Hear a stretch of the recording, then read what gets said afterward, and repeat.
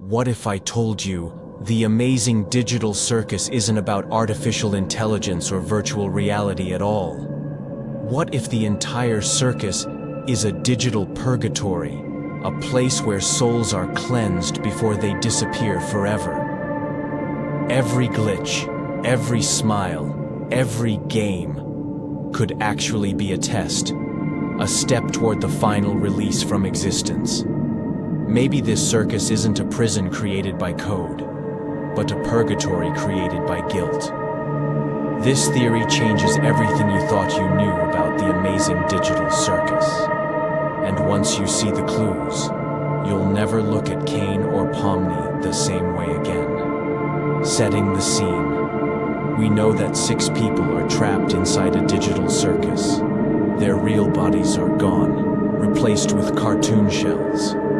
They've forgotten their lives, their families, even their own names. Every day, they're forced to play along with Caine's twisted games, endless performances that repeat forever. But what if this isn't just a cruel simulation? What if this is where their souls ended up? A digital limbo between life and death.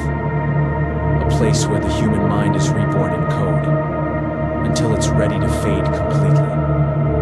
Their laughter hides despair, their games hide punishment, and the circus itself is their last step before they cease to exist. The first clues, signs of the afterlife.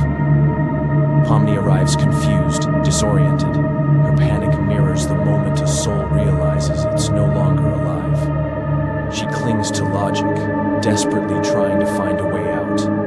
But you can't exit the afterlife. Kinger constantly fears losing his sanity, as if he knows that once he forgets who he is, he'll vanish completely. The abstracted aren't glitches. They're souls that dissolved under the weight of denial, fading into the digital void. Even Ragatha's forced optimism feels like denial, a coping mechanism for someone who refuses to accept the truth of death.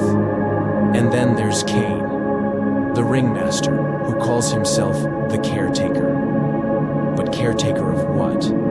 He never says who made him. Maybe because no one did. Maybe he simply appeared, born from the chaos of dying consciousness. He doesn't run a show. He runs the transition, guiding lost souls through their final performance. Caine, as the guardian of transition. Caine forces everyone through endless fun activities that always end in fear, chaos, or emotional breakdowns. But every challenge serves a hidden purpose. It exposes each character's inner trauma. He's not trying to destroy them. He's helping them let go. Pomni's fear of truth, the denial of her own death. Kinger's madness, the collapse of reason as memory fades. Ragatha's fake smile, her refusal to face grief. Jax's cruelty, a mask hiding total emptiness. Each trial is a mirror, forcing them to face what they were, what they've done, and what they've lost. Every laugh hides a scream. Every game hides therapy. Caine isn't a monster. He's a digital psychopomp, guiding souls to peace. The games are his way of easing them toward acceptance. He jokes, he sings, he smiles, because that's how he hides the tragedy of his job. The meaning of the door. When Pomni sees the glowing door in episode 1, everyone assumes it's the exit, the way back to reality. But what if it's not? What if that door is death itself, the gateway to final oblivion?